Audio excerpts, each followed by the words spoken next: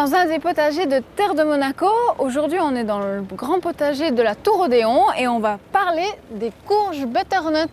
Alors voici la graine de la courge, la fleur de la courge et la courge finale. Ici, petite précision, c'est une fleur mâle.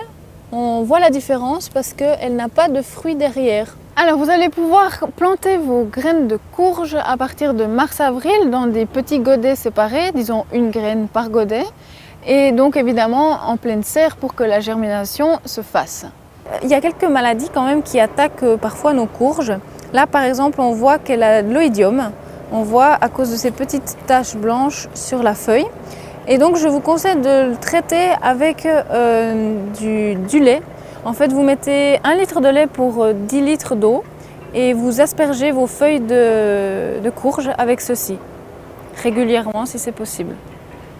Et voici, nous sommes en présence du chef Rocco Seminara du restaurant Bagatelle à Monaco et nous avons le plaisir aujourd'hui donc comme on a parlé de courge butternut, de cuisiner ce légume. Aujourd'hui on va réaliser une recette toute simple, c'est à base de courge et une soupe de saison qui va être chaude et on va agrémenter un tout petit peu de vanille. On va couper l'oignon grossièrement. Pendant ce temps-là, je vais couper la courge. Il faut bien la parer, enlever la peau.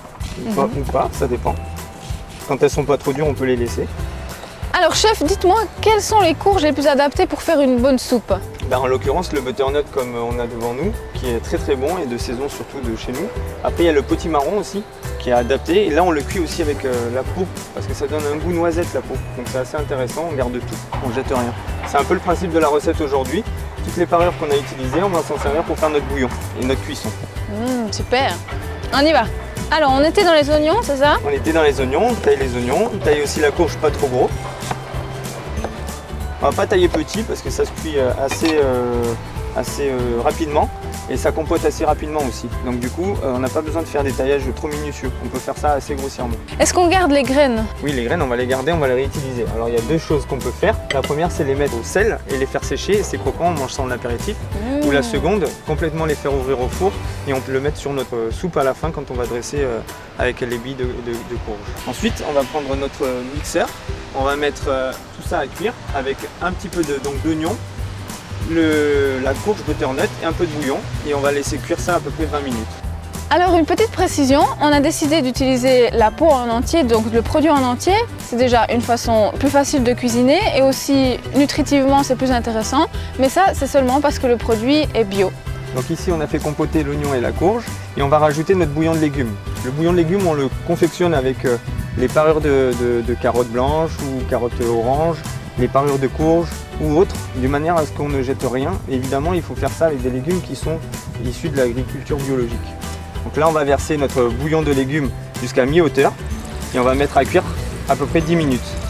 Alors chef, si par exemple on est dans une cuisson plutôt à la casserole, quels sont les conseils? Le conseil c'est de prendre l'oignon, de le faire confire, ensuite de rajouter la courge au bout de 2-3 minutes et couvrir avec le bouillon de légumes à mi-hauteur et laisser cuire avec un couvercle pendant à peu près 10-15 minutes. La courge ça cuit pas très longtemps. Et on va rajouter une petite épice qui n'a rien à voir, peut-être une pointe de vanille pour réveiller un petit peu la soupe. Donc notre soupe est prête et cuite et on va faire goûter à Jessica, on va voir si c'est bon, si c'est bien assaisonné.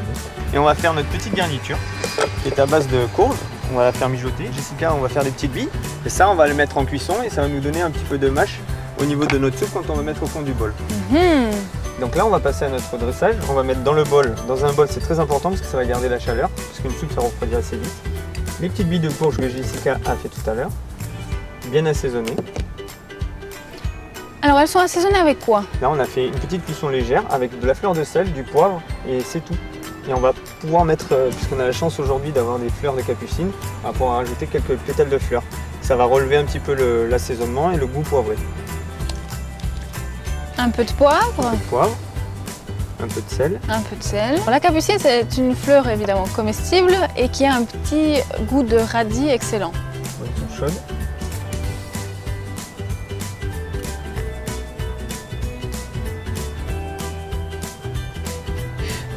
Ça vous convient chef? Parfait. Donc on termine par un dernier petit filet d'huile. Fabuleux. Merci chef. Bon. Merci Jessica.